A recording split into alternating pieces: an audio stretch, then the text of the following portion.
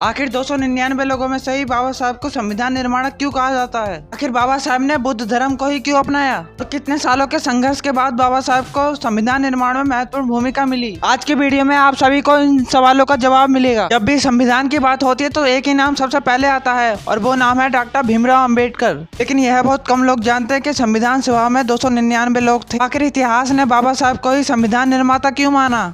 इसका जवाब उनका ज्ञान, उनकी मेहनत और उनकी दूरदृष्टि पर छुपा है। बाबा साहब ने सिर्फ भारत के ही नहीं बल्कि विदेशों के भी प्रतिष्ठित यूनिवर्सिटी से शिक्षा हासिल की।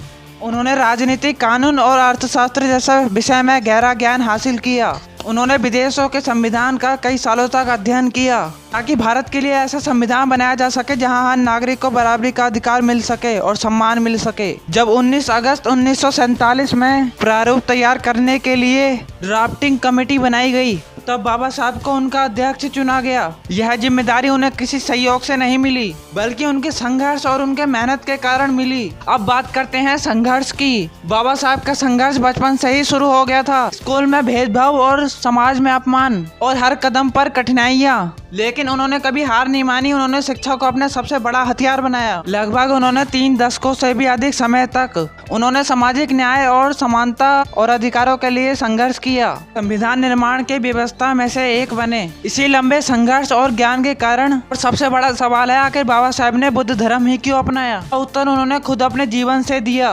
उन्होंने कहा कि मैं हिंदू के रूप में जन्म हुआ, ये मेरे बस में नहीं था, लेकिन हिंदू के रूप में नहीं मरूंगा। और आगे की वीडियो देखने के लिए पार्ट 2 कमेंट करें।